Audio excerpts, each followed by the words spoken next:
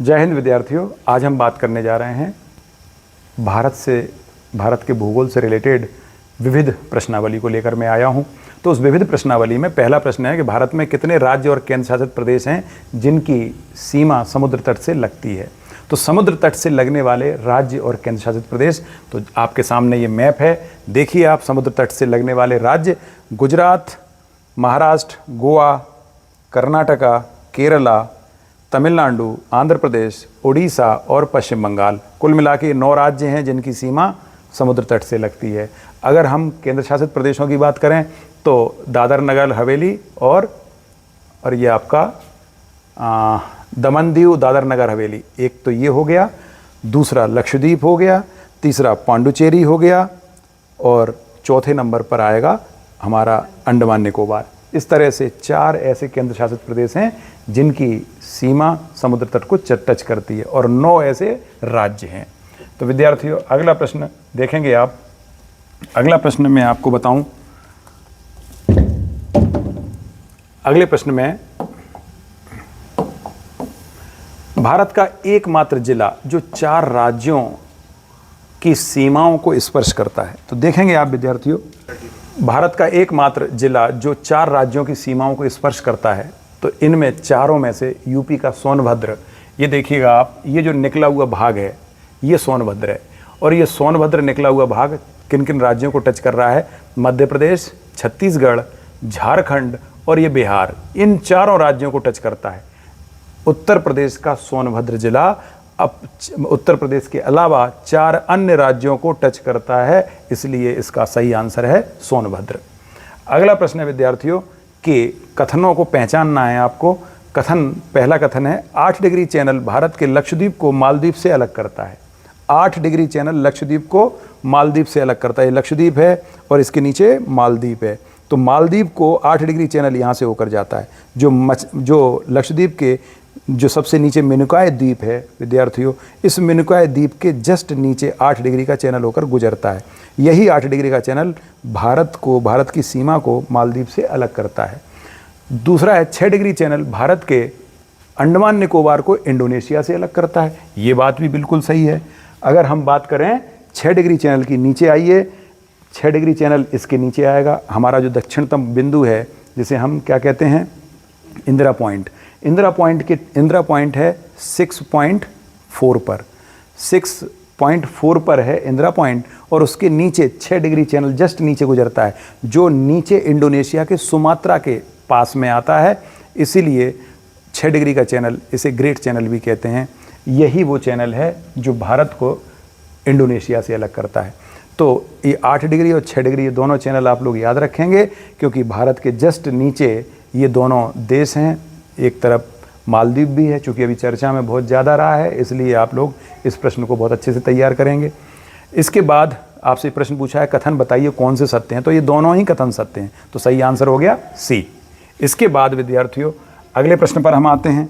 तो अगला प्रश्न है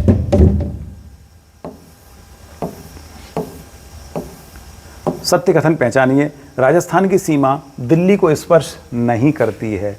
राजस्थान की सीमा दिल्ली को स्पर्श नहीं करती है। राजस्थान के 2 जिले राष्ट्रीय राजधानी क्षेत्र में सम्मिलित हैं। अब आप बताइए, जब राजस्थान की सीमा दिल्ली को स्पर्श ही नहीं करती तो राष्ट्रीय राजधानी क्षेत्र में 2 जिले कैसे हो सकते हैं? लेकिन ये है, ये सही है विद्यार्थियों। राष्ट्रीय राजधानी क्षेत्र 3 राज्यों से मिलकर बना है दिल्ली के अलावा। उसमें राजस्थान है, उत्तर प्रदेश और हरियाणा। इन 3 राज्यों को मिलाकर या दिल्ली का जो एक्सटेंशन किया गया है राजधानी क्षेत्र के लिए, वो इन 3 राज्यों में है, जिनमें से हरियाणा और उत्तर प्रदेश की सीमा तो दिल्ली से टच करती है, लेकिन राजस्थान की सीमा दिल्ली से टच नहीं करती। फिर भी राजस्थान के 2 जिले राष्ट्रीय राजधानी क्षेत्र के अंतर्गत शामिल किए गए हैं। यूपी के 8 और रिमेनिंग 13 जिले आते हैं हरियाणा से। तो परीक्षा के लिए ये भी इंपॉर्टेंट प्रश्न है कि राष्ट्रीय राजधानी क्षेत्र में किस राज्य के सर्वाधिक जिले सम्मिलित किए गए हैं? तो वो है हरियाणा। हरियाणा से 13 जिलों को सम्मिलित किया गया है। राष्ट्रीय राजधानी क्षेत्र में कुल जिलों की संख्या कितनी है? हरियाणा से 13, उत्तर प्रदेश से 8 और 2 राजस्थान से, कुल मिला के 23 जिले राष्ट्रीय राजधानी क्षेत्र में सम्मिलित किए गए हैं दिल्ली के अलावा। इस तरह से इसका सही आंसर विद्यार्थियों क्या होगा कि राजस्थान की सीमा दिल्ली को स्पर्श नहीं करती है, सही है। राजस्थान के 2 जिले राष्ट्रीय राजधानी क्षेत्र में सम्मिलित हैं, सही है। तो सही आंसर होगा दोनों, दोनों सत्य हैं, 1 व 2। देखने पड़ेंगे, श्योर नहीं है।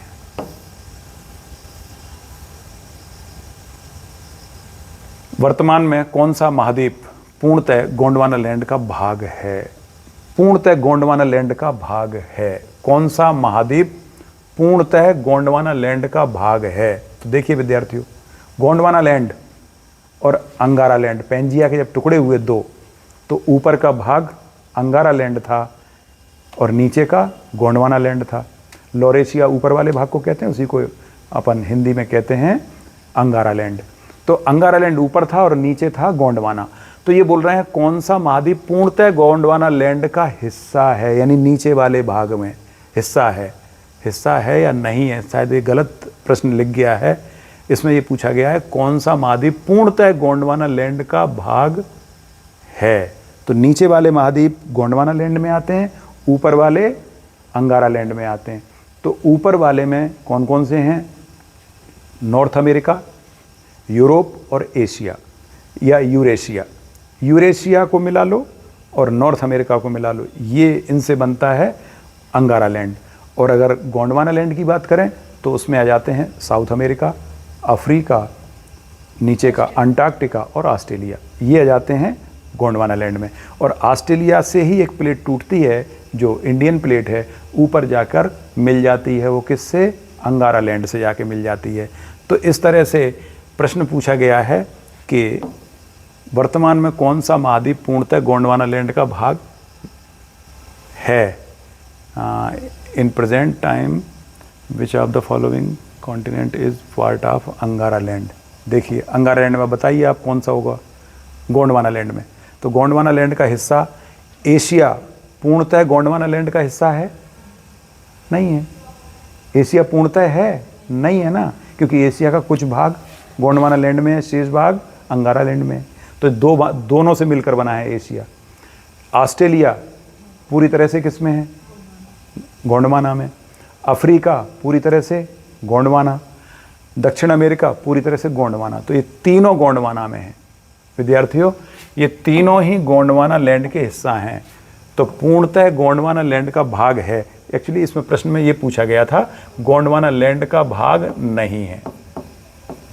ये है सही प्रश्न कि कौन सा महाद्वीप पूर्णतः गोंडवाना लैंड का भाग नहीं है। तो त्रुटि है, थोड़ा सा लिपि की त्रुटि है, आप लोग सुधार लेंगे। तो सही आंसर है इसका एशिया। एशिया पूर्णतः गोंडवाना लैंड का भाग नहीं है, क्योंकि केवल जो भारतीय प्रायद्वीप है या भारतीय उपमहाद्वीप है वही गोंडवाना लैंड का हिस्सा है। शेष एशिया यूरेशिया के अंतर्गत आता है, जो कि अंगारा लैंड के अंतर्गत आएगा। तो सही आंसर इसका हो गया एशिया। इसके बाद हिमालयीन पर्वत श्रेणियां एवं उनकी अवस्थिति के आधार पर असत्य युग्म को पहचानिए। तो इसमें से असत्य कौन सा है? पीर पंजाल जम्मू कश्मीर में है, सही है विद्यार्थियों। धौलाधर हिमाचल प्रदेश में है, सही है। मसूरी उत्तराखंड में है, सही है। महाभारत सिक्किम में है, ये गलत है, क्योंकि महाभारत कहाँ पाई जाती है? नेपाल में। महाभारत नेपाल में है, तो इसलिए यही आंसर गलत है, बाकी तीनों सही हैं। इसके अलावा अगला प्रश्न है, राजमहल गारो गैप को पश्चिम बंगाल में किस नाम से जाना जाता है? राजमहल गारो के बीच में एक गैप है, और ये गैप क्यों बना? क्योंकि आदिकाल में कभी जब दक्कन का पठार, जो भारत का दक्षिण भारत का पठार जो है, जब वो उठ रहा था ऊपर, तो ऊपर उठने के दौरान ही बीच में उसकी प्लेट टूट जाती है, और वो जहाँ टूटती है वहाँ गैप बन जाता है, गड्ढा बन जाता है। और वो जब गड्ढा बना उसी समय, विद्यार्थी बड़ी रोचक बात है, पहले जब एक बड़ी नदी हमारे यहाँ इंडो आर्यन जो नदी हुआ करती थी, उस समय इंडो आर्यन काल था, तब एक नदी होती थी हमारी, गंगा का नाम जो गंगा पड़ा ये बाद में आया, इंडो ब्रह्म नदी के नाम से जानी जाती है। इंडो ब्रह्म नदी पहले असम से होकर निकलती थी और सीधे सिंधु नदी वर्तमान में जहाँ जा रही है वहाँ तक जाती थी। ये पूरी एक नदी हुआ करती थी। बाद में क्या हुआ, दो चीज़ें हुई। एक, पाकिस्तान के पास पोटवार का पठार उठ गया, जिससे सिंध नदी अलग हो गई, और इधर जो जो आपकी राजमहल और गारो के बीच में मालदा गैप है, पश्चिम बंगाल में मालदा ज़िले में, वो भाग धंस गया नीचे। उसके नीचे धंसने से ऊपर से आने वाली ब्रह्मपुत्र और गंगा ये दोनों एक साथ मिल गई, तो ब्रह्मपुत्र टूट गई, ब्रह्मपुत्र गंगा से अलग हो गई। इस तरह से इंडो ब्रह्म नदी के 3 भाग हो गए, ब्रह्मपुत्र, गंगा और उधर सिंधु नदी। तो इस प्रकार से तीनों भाग ये वास्तव में आदिकाल में पहले एक ही नदी हुआ करती थी। तो इस नदी के 3 भाग होने के पीछे 2 कारण हैं। पोटवार का पठार जो पाकिस्तान में है, बड़ा हिस्सा पाकिस्तान में, छोटा भाग भारत में है, और इधर मालदा गैप जिसको हम राजमहल और गारो गैप से अलग करते हैं, क्योंकि जो दक्कन का पठार है वो राजमहल की पहाड़ियों तक है, उसके बाद फिर पहाड़ियाँ ख़त्म हो गई हैं, वहीं मालदा डिस्ट्रिक्ट लग जाती है पश्चिम बंगाल की, वहीं गैप है, और उसके बाद फिर से ये पहाड़ियाँ निकल के आती हैं गारो, खासी, जैंतिया के रूप में। तो गारो और राजमहल की पहाड़ियों के बीच में गैप को मालदा गैप कहा जाता है, जो पश्चिम बंगाल का एक डिस्ट्रिक्ट है। इसके बाद पूर्वी घाट की सबसे ऊंची चोटी का नाम क्या है? विद्यार्थियों, पूर्वी घाट की सबसे ऊंची चोटी आर्माकांडा, सीतम्मा कोंडा, जिंदागढ़ा और इनमें से कोई नहीं। तो सही आंसर क्या है इसका विद्यार्थियों? सही आंसर है सबसे ऊंची चोटी, ये तीनों ही हैं। मतलब प्रश्न थोड़ा सा गलत है कि सबसे ऊंची चोटी का नाम है, तो सही आंसर यहाँ होना चाहिए था उपर्युक्त सभी। तो इसको आप लोग सभी कर लेंगे। अब ये प्रश्न सही हो गया है। पश्चिम पूर्वी घाट की सबसे ऊंची चोटी आर्माकोंडा के ही ये 2 अन्य नाम हैं, सीतम्मा कोंडा और जिंदगढ़ा। ये आंध्र प्रदेश में है और इसकी ऊंचाई लगभग 1780 मीटर के आसपास है, 1680 या 1780 ऐसा कुछ है। और विद्यार्थियों याद रहे, NCERT में महेंद्रगिरी सबसे ऊंची चोटी लिखी हुई है पूर्वी घाट की, जो कि गलत है। महेंद्रगिरी की ऊंचाई 1500 मीटर के आसपास है, जबकि जिंदगढ़ा 1680 मीटर के आसपास है। इसलिए इस जिंदगढ़ा, सीतम्मा कोंडा, आर्माकोंडा ये तीनों नाम एक ही पहाड़ी के हैं, बस अलग अलग जगह इनको अलग अलग नाम दिए गए हैं, लेकिन हैं एक ही पहाड़ियाँ। तो कई बार कन्फ्यूज़न हो जाता है कि हम कौन सी याद रखें, आर्माकोंडा रखें कि सीतम्मा कोंडा या जिंदगढ़ा। तीनों एक ही पहाड़ी के नाम हैं, इसलिए यही सबसे ऊँची चोटी है। जबकि पश्चिमी घाट की सबसे ऊँची चोटी अगर आपसे पूछा जाए तो अनायमुड़ी, जो कि अन्नामलाई पहाड़ी पर स्थित है। उसकी ऊंचाई कितनी है? लगभग 2700 मीटर, 2695 मीटर के आसपास है। और नीलगिरी की सबसे ऊंची चोटी दोदा बेट्टा है, जिसकी ऊंचाई 2635 मीटर है। तो इस प्रकार से ये पूर्वी घाट की सबसे ऊंची चोटी है। अगला प्रश्न है, दक्षिण भारत की पर्वत श्रेणियों को सुमेलित कीजिए। दक्षिण भारत की कुछ पर्वत श्रेणियाँ आपके सामने लिखी हैं। बाबा बुदान की पहाड़ी कर्नाटका में है विद्यार्थियों, बाबा बुदान की पहाड़ियाँ कर्नाटका में हैं। पालनी की पहाड़ियाँ, जब हम जानते हैं जो अन्नामलाई की पहाड़ी जब नीचे की ओर जाती है, टी आकार बनाती है, तो उसका वो भाग जो टी का ऊपर हॉरिजॉन्टल पार्ट है, वो जब वो तमिलनाडु की ओर जाता है तो उसे कहते हैं पालनी।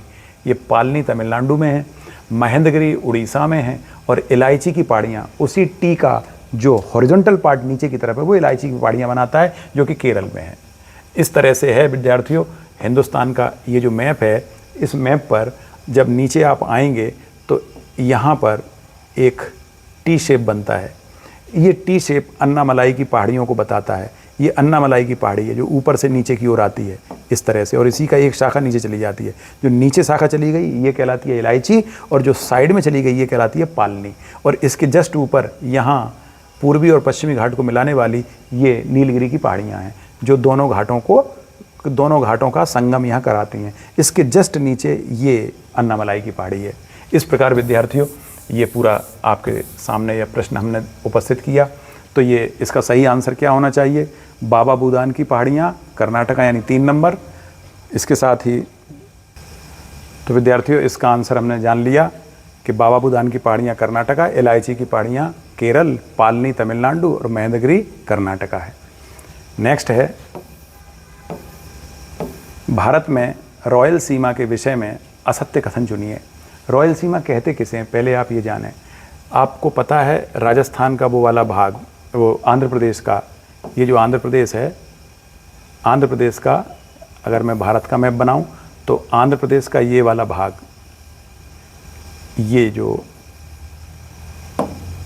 ये पूरा आंध्र प्रदेश, इसका निचला भाग, इसको रॉयल सीमा कहते हैं। जो नीचे का चौड़ा भाग है आंध्र प्रदेश, इसके ठीक ऊपर ये यहाँ तेलंगाना है। तो इस भाग को रॉयल सीमा कहा जाता है, आंध्र प्रदेश का दक्षिणी भाग। 8 जिले इसके अंतर्गत आते हैं वर्तमान में। पहले जब रॉयल सीमा हुआ करता तब 4 जिले होते थे, बाद में उनके टुकड़े हो गए और अब 8 जिले बन गए हैं। तो 8 जिले रॉयल सीमा में आते हैं, तमिलनाडु के दक्षिणी भाग में स्थित है। तो यह केवल आंध्र प्रदेश तक सीमित है। ये कहना सही है क्या कि केवल आंध्र प्रदेश तक सीमित है? आंध्र प्रदेश एवं तेलंगाना का संयुक्त क्षेत्र है। आपसे पूछा गया असत्य कथन बताइए, तो विद्यार्थियों असत्य यही है कि ये आंध्र प्रदेश और तेलंगाना का संयुक्त क्षेत्र है। ये संयुक्त क्षेत्र नहीं है, ये केवल और केवल आंध्र प्रदेश तक सीमित है। तेलंगाना से इसका लेना देना नहीं है। हाँ, इसकी बाउंड्री जरूर तेलंगाना को टच करती है।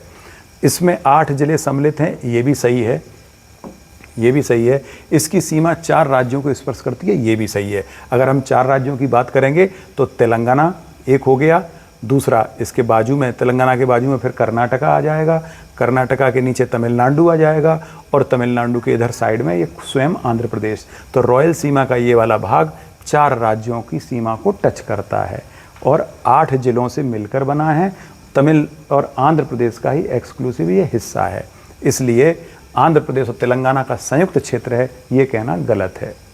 तो मेरे ख्याल से आपको समझ में आ गया होगा। इसके बाद अगला प्रश्न है विद्यार्थियों, निम्नलिखित पहाड़ियों को ऊंचाई के घटते क्रमानुसार व्यवस्थित कीजिए, यानी सबसे ऊंची पहाड़ी पहले लिखनी है। इन चारों पहाड़ियों में नागा पहाड़ी लगभग 7000 मीटर के आसपास है, तो नागा नंबर 1 पर आएगा। सेकंड नंबर पे नागा के बाद आप देखेंगे इसकी ऊंचाई है लगभग 7000, मैं लगभग बोल रहा हूँ, अप्रोक्स मुझे एग्जैक्ट नहीं मालूम, तो लगभग 7000 है, 7000 मीटर के आसपास। अगर अन्नामलाई की हम बात करें तो अन्नामलाई की पहाड़ी की सबसे ऊंची चोटी जो है वो 2695 मीटर के आसपास है। मीज़ो यानी लुशाई की पहाड़ियाँ लगभग 2250 मीटर के आसपास हैं। नीलगिरी की पहाड़ी 2635 मीटर है। तो आपसे पूछा गया है घटते क्रम में आप अरेंज करना है, तो नंबर 1 पर नागा, सेकंड नंबर पर अन्नामलाई, थर्ड नंबर पर नीलगिरी और फोर्थ नंबर पर मीज़ो आ जाएगा। इसके बाद अगला प्रश्न है, प्रसिद्ध तीर्थ स्थल रामेश्वरम किस द्वीप पर स्थित है? तो विद्यार्थियों 4 आपको द्वीप दिए हुए हैं, व्हीलर, पंबन, विलिंगडन और श्रीरंगम। तो व्हीलर द्वीप कहाँ है आज की तारीख में? व्हीलर द्वीप उड़ीसा में है, जिसे हमारे पूर्व राष्ट्रपति अबुल कलाम आज़ाद, हमारे जो APJ अब्दुल कलाम साहब के नाम पर उसका नाम APJ अब्दुल कलाम द्वीप रख दिया गया है, क्योंकि यही वो द्वीप है व्हीलर जहाँ से मिसाइल परीक्षण सबसे ज़्यादा किए जाते थे। इसीलिए उनके नाम से उस द्वीप को नाम अब दे दिया गया है, अब APJ अब्दुल कलाम द्वीप के नाम से जाना जाता है।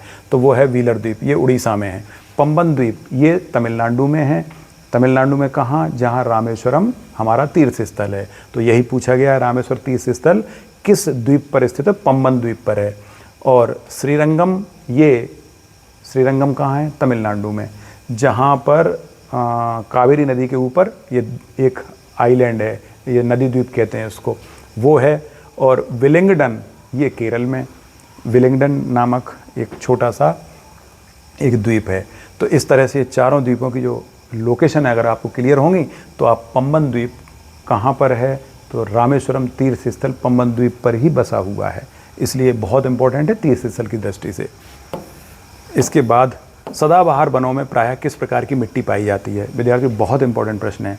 जितने भी सदाबहार वन होते हैं ये वहाँ होते हैं जहाँ औसतन 200 सेंटीमीटर या इससे अधिक बारिश होती है, वहाँ पर सदाबहार वन पाए जाते हैं। साल भर बारिश होती है, 200 सेंटीमीटर या इससे अधिक बारिश होती है। जैसे इक्वेटर के आसपास के जो क्षेत्र हैं वहाँ के लिए ये बिल्कुल फिट बैठती है बात, जहाँ 12 महीने बारिश होती है और सदाबहार वन वहाँ पाए जाते हैं। सदाबहार इसलिए कहते हैं क्योंकि उन वनों की विशेषता ये होती है कि वो बहुत घने होते हैं और जब उनके पतझड़ आता है तो हमें समझ में नहीं आता कि उनका पतझड़ कब आया, क्योंकि वहाँ विभिन्न प्रजातियों के वृक्ष पाए जाते हैं।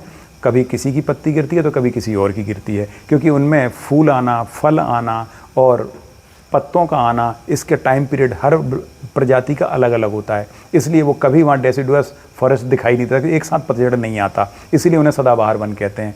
इन वनों में जहाँ ये वन पाए जाते हैं वहाँ 12 महीने बारिश होती है, 200 सेंटीमीटर या इससे अधिक बारिश होती है। इतनी अधिक बारिश जब होती है तो जो मिनरल हैं पृथ्वी के ऊपर के मिनरल, वो लीचिंग के कारण नीचे चले जाते हैं, यानी पृथ्वी के नीचे चले जाते हैं, जो मेन मिनरल हैं जो पोषक तत्व का काम करते हैं पौधों के लिए। यही कारण है कि यहाँ पर सिर्फ ऐसे वृक्ष पैदा होते हैं जिनकी जड़ें बहुत गहरी होती हैं और गहराई में जाके वो मिनरल्स को एब्जॉर्ब कर लेती हैं और बहुत ऊंचे ऊंचे वृक्षों में वो कन्वर्ट हो जाते हैं।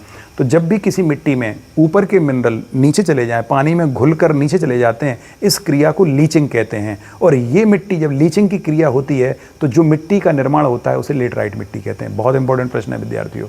लेटराइट मिट्टी ईंट के रंग जैसी, लेटर शब्द जो है ग्रीक भाषा का, ये लेटर माने ईंट होता है, तो ईंट से बनी या ईंट के जैसी लाल रंग की मिट्टी होती है, लगभग ईंट जैसा ही आकार प्राप्त कर लेती है। उसमें बीच बीच में धारियाँ टाइप की बन जाती हैं क्योंकि उसमें बहुत सारे पोषक तत्व तो नीचे घुल के चले जाते हैं, इसलिए खुरदुरी रफ मिट्टी कहलाती है। ये कृषि के लिए अच्छी नहीं है, लेकिन ऐसे पौधे जिनकी जड़ें बहुत गहरी होती हैं वो नीचे से पोषक तत्वों को एब्जॉर्ब करने में सक्षम होते हैं, इसलिए यहाँ ऊंचे ऊंचे वृक्ष पाए जाते हैं जिनकी जड़ें बहुत गहराई में पाई जाती हैं। इसलिए जब भी कभी ऐसा प्रश्न आए सदाबहार वनों का तो उसका सही आंसर है लेटराइट मिट्टी। भारत का कौन सा एकमात्र राज्य पड़ो पीठ दलदली मिट्टी है। पीठ मिट्टी प्रायः जहाँ पर मरीन एरिया होता है, दूसरे शब्दों में कहें जहाँ डेल्टा पाया जाता है, डेल्टाई क्षेत्र जहाँ होते हैं वहाँ पीठ मिट्टी मिलती है। हालांकि ऐसा नहीं है कि वहाँ पर पीठ मिट्टी नहीं मिलेगी, जैसे अभी हम बात कर रहे हैं इक्वेटोरियल इलाके में, वहाँ पीठ प्रकार की मिट्टी भी है। जहाँ दलदल बहुत ज़्यादा होता है वहाँ पीठ मिट्टी कहलाती है। पीठ मिट्टी के साथ साथ वहाँ एक चीज़ और है, ह्यूमस होना चाहिए। पर्याप्त ह्यूमस होगा तो पीठ मिट्टी की यही विशेषता होती है। क्योंकि ह्यूमस कैसे बनता है, प्रश्न ये है, ह्यूमस वहाँ होगा जहाँ पेड़ पौधों से पत्तियाँ गिरें, सड़ें गलें, डिकम्पोजिशन हो। डिकम्पोजिशन होने के लिए टेम्परेचर पर्याप्त चाहिए। यही कारण है कि पीठ मिट्टी वाला क्षेत्र इक्वेटोरियल के पास में भी है। तो अगर भारत में बात करें तो जितने समुद्र के किनारे डेल्टा जहाँ बनता है वहाँ पीठ मिट्टी पाई जाती है। पीठ माने दलदली मिट्टी, ऐसे समझेंगे आप इसको, जहाँ ह्यूमस की मात्रा बहुत ज़्यादा हो। लेटराइट में कोई खेती कर सकते? नहीं, लेटराइट में खेती नहीं होती आमतौर पर। अगर कुछ होता भी है तो धान की खेती हो जाती है, चावल की खेती हो जाती है, क्योंकि वहाँ पानी बहुत गिरता है। जहाँ लेटराइट होगी वहाँ पानी ज़्यादा गिरता है, इसलिए धान की खेती मतलब उच्च क्वालिटी का धान नहीं होता, निम्न क्वालिटी का धान है। खट्टे फल लगाए जा सकते हैं। खट्टे फलों के लिए आपको क्या चीज़ चाहिए? सबसे पहले खट्टे फल वहाँ लगाए जाते हैं जहाँ ठंडक हो। ठंडक नहीं होगी तो खट्टे फल नहीं लगाए सकते। सिट्रस फ्रूट के लिए ठंडक होना ज़रूरी है, टेम्परेचर काफ़ी नीचे होना चाहिए। लगातार गर्म टेम्परेचर रहेगा तो वहाँ ठंडे फल नहीं लगेंगे। जितने भी गर्म क्षेत्र होते हैं वहाँ के जो फल होते हैं वो होते हैं जिनमें गुठली बड़ी होती है। गर्म क्षेत्रों की यही विशेषता है, गर्म क्षेत्रों में बड़ी गुठली के फल पाए जाते हैं, जैसे बेर, जामुन, कैथ। हमारा जो कैथ है, कैथ तो पूरा का पूरा कठोर है, तो कठोर आवरण जिनका हो ऐसे ही वृक्ष लग सकते हैं जिनके फलों के आवरण कठोर हों या फिर उनके अंदर गुठली बहुत बड़ी हो। और सिट्रस फ्रूट जो होते हैं उनकी गुठली बहुत छोटी होती है, बीजे होते हैं जरा जरा से, मैक्सिमम रसदार होते हैं। ठंडे प्रदेशों में रसदार वृक्ष लगते हैं, गर्म प्रदेशों में गुठली वाले वृक्ष लगते हैं। बस सिंपल सी बात है। इसके बाद बात आती है भारत का कौन सा एकमात्र राज्य पड़ोसी देश के एकमात्र राज्य के साथ अपनी सीमा साझा करता है। भारत में एकमात्र मेघालय ऐसा राज्य है जो एक पड़ोसी देश और एक भारतीय राज्य असम के साथ और बांग्लादेश के साथ अपनी सीमा साझा करता है। इसके अलावा कोई राज्य ऐसा नहीं है जो इस तरह से सीमा को साझा कर सके। तो विद्यार्थियों, ये हमने 14 क्वेश्चन पढ़े और इनके बारे में हमने एक्सप्लेनेशन भी आपको दिया। मैं आशा करता हूँ आपको ये वीडियो भी पसंद आएगा। इसमें जितनी भी विविध जानकारियाँ थीं जो मैंने अपने स्तर पर निकाली थीं आपको देने की कोशिश की है। देखते रहिए, आगे भी ऐसी सीरीज चलती रहेगी। ये यूपीएससी प्री को ध्यान में रखकर, एमपीपीएससी प्री को ध्यान में रखकर ये मैंने दोनों सीरीज आपको दी हैं। तो जितने बच्चे पीएससी वाले हैं वो ज़रूर इन्हें देखेंगे। जय हिंद।